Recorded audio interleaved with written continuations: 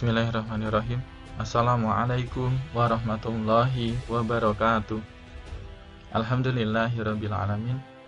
Dalam kesempatan ini kita akan membahas bab yang kedua, masih berkaitan dengan koordinat kartesius di bagian yang kedua.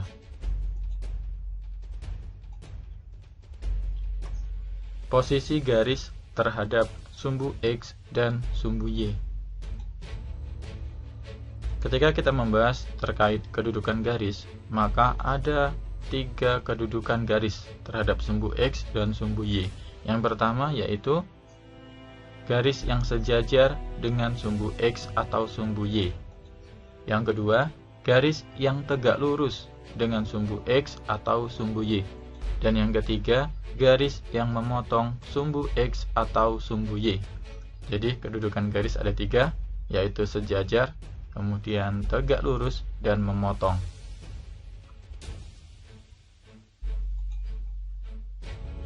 Perhatikan garis L, M, dan N pada koordinat kartesius berikut. Oke, ini dia. Dalam koordinat kartesius terdapat garis L, baik L1, L2, L3, ataupun L4. Kemudian koordinat yang kedua, ini ada garis M, baik M1, M2, M3, atau M4. Dan pada koordinat yang ketiga, ini ada garis N, baik N1 ataupun N2. Kita perhatikan. Nih, garis L, kemudian garis M, dan garis N. Oke, untuk garis L, perhatikan, ada 2 kedudukan, yaitu terhadap sumbu X dan juga terhadap sumbu Y. Garis L ini sejajar dengan sumbu X, ya. Berarti ini kedudukan garis L terhadap sumbu X, gitu ya. Garis L sejajar dengan sumbu X.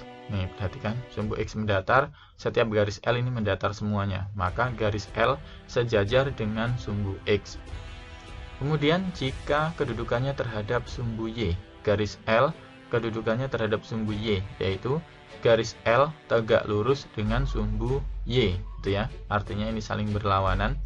Garis L adalah garis yang mendatar atau vertikal, kemudian sumbu Y adalah garis yang horizontal, gitu ya. Maka kedudukan garis L, ya, baik L1, L2, L3, dan L4 terhadap sumbu Y ini adalah garis yang tegak lurus, atau garis L tegak lurus dengan sumbu Y. Kemudian koordinat yang kedua, perhatikan garis M, kedudukan garis M terhadap sumbu X dan juga sumbu Y, gitu ya. Yang pertama, kedudukannya terhadap sumbu X, bahwa garis M ini tegak lurus dengan sumbu X. Nih ya, garis M, nih, garis M adalah garis yang horizontal, gitu ya. Maka kedudukannya terhadap sumbu X ini tegak lurus. Garis M, baik M1, M2, M3, ataupun M4, ini tegak lurus dengan sumbu X. Oke. Kemudian bagaimana kedudukannya terhadap sumbu Y? Maka garis M di sini adalah garis yang sejajar dengan sumbu Y, ya, karena semuanya adalah garis yang horizontal. Maka kedudukannya adalah sejajar dengan sumbu Y. Kemudian koordinat yang ketiga yaitu garis N, baik N1 ataupun N2. Tidak ada yang sejajar ataupun yang tegak lurus dengan sumbu X maupun sumbu Y, sehingga dapat kita simpulkan bahwa garis N ini memotong sumbu X dan sumbu Y. Garisnya memotong baik sumbu X ataupun juga dengan sumbu Y. Ya, jadi ada kedudukan garis terhadap sumbu X dan sumbu Y, ada garis yang sejajar, garis yang tegak lurus, dan memotong. Oke, perhatikan. Untuk garis L1 ada 2 kedudukan. Garis L1 ini yang pertama terhadap sumbu X dan yang kedua terhadap sumbu Y. Sehingga garis L1 ini adalah garis yang sejajar dengan sumbu X. Ini L1 ada di sini ya. Sejajar dengan sumbu X. Berada di atas dan berjarak 5 satuan dari sumbu X. Oke ya, ini posisinya. Berada di atas, ini sumbu X di sini, garis L1 di sini, berarti berada di atas dan berjarak 1, 2, 3, 4, 5 satuan dari sumbu X.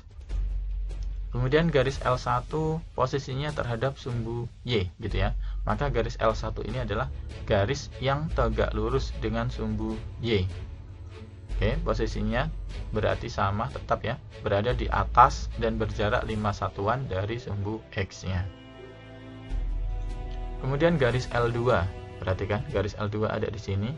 Maka posisinya adalah garis yang sejajar dengan sumbu X, berada di atas dari sumbu X ya, dan berjarak 1, 2, 3 satuan dari sumbu X. Garis L2 sejajar dengan sumbu X, berada di atas dan berjarak 3 satuan dari sumbu X. Kemudian garis L2 terhadap sumbu Y, maka adalah garis yang tegak lurus ya. Garis L2 tegak lurus dengan sumbu Y, berada di atas dan berjarak 3 satuan dari sumbu X. Kemudian garis L3, oke, perhatikan ada di sini garis L3, masih garis yang sejajar dengan sumbu X nih, berada di bawah ya. Kalau garis L1 dan L2 ini ada di atas, kita lihat posisinya garis L3 ini berada di bawah dan berjarak 1, 2, 3, 4 satuan dari sumbu Y. Kan di sini nilainya negatif. Kenapa kok dituliskan 4 satuan? Karena di sini yang kita lihat adalah jarak satuannya.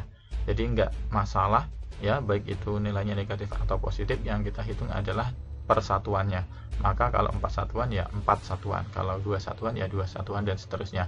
Tetapi ketika kita menuliskan koordinatnya, maka nilai negatif ataupun positif ini berpengaruh, harus diikut sertakan gitu ya, karena koordinat akan menentukan nanti titik tersebut berada di kuadran berapa gitu. Oke, kemudian garis L3 terhadap sumbu Y, maka garis L3 ini tegak lurus dengan sumbu Y ya, berada di bawah dan berjarak 4 satuan dari sumbu X-nya. Yang berikutnya garis L4 ya, masih merupakan garis yang sejajar dengan sumbu X, berada di bawah ya, tentunya terlihat berada di bawah dan berjarak 1, 2, 3, 4, 5, 6, 7 satuan dari sumbu X. Kemudian posisinya terhadap sumbu Y, yaitu garis yang tegak lurus dengan sumbu Y. Posisinya berada di bawah dan berjarak 7 satuan dari sumbu X-nya. Oke, koordinat yang kedua yaitu garis M. Perhatikan. Yang pertama untuk garis M1. Oke, ini ya garis M1. Kita lihat kedudukannya terhadap sumbu X, yaitu bahwa garis M1 itu adalah garis yang tegak lurus dengan sumbu X gitu ya. Berada di sebelah kiri. Nih, sumbu Y berada di sebelah kiri dari sumbu Y dan berjarak 1, 2, 3, 4, 5 satuan dari sumbu Y. Garis M1 ini ya adalah garis yang tegak lurus dengan sumbu X dan berada di sebelah kiri dan berjarak 5 satuan dari sumbu Y. Kemudian garis M1 terhadap sumbu Y. Kalau yang pertama tadi terhadap sumbu X adalah garis yang tegak lurus, terhadap sumbu Y yaitu garis yang sejajar dengan sumbu Y. Garis M1 sejajar dengan sumbu Y, berada di sebelah kiri dan berjarak 5 satuan dari sumbu Y. Kemudian garis M2 di sini ya, berarti letaknya masih di sebelah kiri dari sumbu Y ya. Oke, kedudukannya terhadap sumbu X adalah garis yang tegak lurus, berada di kiri dan berjarak 2 satuan, 1, 2 satuan dari sumbu Y. Kemudian posisinya terhadap sumbu Y maka adalah nih garis M2 ini sumbu Y, maka kedudukannya adalah sejajar gitu ya. Garis M2 sejajar dengan sumbu Y, berada di sebelah kiri dan berjarak 2 satuan dari sumbu Y. Kemudian garis M3 ini, dua garis M1 M2 berada di sebelah kiri, kemudian M3 ini berada di sebelah kanan. Oke, kedudukannya dengan sumbu X ini adalah tegak lurus. Garis M3 tegak lurus dengan sumbu X, berada di sebelah kanan dan berjarak 1, 2 satuan dari sumbu Y. Garis M3 terhadap sumbu Y, maka garis yang sejajar. Garis M3 sejajar dengan sumbu Y, berada di kanan dan berjarak 2 satuan dari sumbu Y. Garis M4 ini ada di sini. Ini masih berada di sebelah kanan. Kedudukannya terhadap sumbu X adalah garis yang tegak lurus dengan sumbu X, kemudian berada di sebelah kanan dan berjarak ini 1, 2, 3, 4, 5, 6, 7 satuan dari sumbu Y. Kemudian kedudukannya terhadap sumbu Y. Oke ya, garis M4 terhadap sumbu Y, maka garis yang sejajar. Garis M4 sejajar dengan sumbu Y, berada di kanan dan berjarak 7 satuan dari sumbu Y. Ini ya. Contoh soal. Diketahui titik A berada di koordinat 3,2, kemudian titik B berada di koordinat 3,-6, dan titik C berada di koordinat -5,2. Oke, ini dia koordinat kartesiusnya. Kemudian kita akan meletakkan titik-titiknya, baik titik A, B, ataupun C. Kita lihat titik A berada di koordinat 3,2, baik X ataupun Y-nya nilainya adalah positif, maka berada di kuadran 1, berada di sini ya. X-nya 3, nih kita tarik bertemu dengan Y-nya 2. Ini ya, berarti ada di sini ya, 3,2 untuk titik A. Kemudian titik B berada di koordinat 3,-6. Nilai dari X-nya positif, kemudian nilai dari Y-nya -6 atau negatif, maka berada di kuadran 4. Itu ya, ada di sini ya. Kita lihat B-nya, nilai X-nya adalah 3 di sini. Kita tarik ketemu dengan nilai Y-nya adalah -6. -6 nilai dari Y, berarti di sini ya. 3,-6. Nah, maka titik B ada di sini. Ini titik B, 3,-6. Yang berikutnya adalah titik C, yaitu berada di koordinat -5,2. Nilai dari X-nya adalah min, berarti di sini ya. Kemudian nilai dari Y-nya adalah 2, positif berarti ya, berarti ke atas ya. Oke, -5 di sini. Kemudian bertemu dengan 2 nilai Y-nya. 2, ini -5,2, berarti ada di sini ya, titik C. Berada di koordinat -5,2. Jika dibuat garis melalui titik A dan B, bagaimana kedudukan garis tersebut terhadap sumbu X dan sumbu Y? Oke, kita tarik garis yang melalui titik A dan B. Ini titik A di sini, ini titik B di sini. Kita tarik garis. Oke, maka seperti ini ya. Kemudian yang berikutnya, jika dibuat garis yang melalui titik A dan C, oke, bagaimana kedudukan garis tersebut terhadap sumbu X dan sumbu Y? Dari titik A dan C, ini kita tarik garis seperti ini ya. Dan yang berikutnya, jika dibuat garis melalui titik B dan C, maka bagaimana kedudukan garis tersebut terhadap sumbu X dan sumbu Y? Dari B ke C.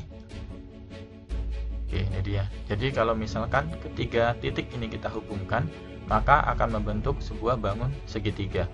Lalu bagaimana kedudukan garisnya? Baik itu terhadap sumbu X ataupun sumbu Y. Oke, kita lihat. Kedudukannya. Yang pertama, yaitu bahwa tadi titik A dan B yang dihubungkan, nih, berarti menjadi garis AB ini ya. Garis AB tegak lurus dengan sumbu X, berada di sebelah kanan dan berjarak 3 satuan dari sumbu Y. Itu ya, yang pertama. Kemudian yang berikutnya, bahwa garis AB ini terhadap sumbu Y posisinya ya, berarti sejajar dengan sumbu Y, berada di sebelah kanan dan berjarak 3 satuan dari sumbu Y. Kemudian yang berikutnya adalah titik B, titik A dan C, ya. Yang kedua titik A dan C. Nah, ini titik A dan C, maka kedudukannya yang pertama terhadap sumbu X yaitu sejajar garis AC ini ya. Atau titik A dan C dihubungkan membentuk sebuah garis, dan garisnya adalah garis AC yaitu sejajar dengan sumbu X, berada di atas dan berjarak 2 satuan dari sumbu X. Kemudian posisinya terhadap sumbu Y, maka garis AC ini, AC, yaitu garis yang tegak lurus dengan sumbu Y, berada di atas dan berjarak 2 satuan dari sumbu X. Kemudian yang berikutnya adalah dari titik B dan C ditarik garis, ini ya berarti ya, B dan C. Maka garis BC ini adalah garis yang memotong sumbu X dan sumbu Y, karena garis BC ini tidak saling sejajar dan juga tidak saling tegak lurus, baik itu dengan sumbu X maupun dengan sumbu Y. Maka garis BC adalah garis yang memotong sumbu X dan juga sumbu Y. Demikian materi yang dapat Pak Guru sampaikan. Semoga yang sedikit ini bermanfaat. Dan Pak Guru akhiri, billahi fisabilil haq. Assalamualaikum warahmatullahi wabarakatuh.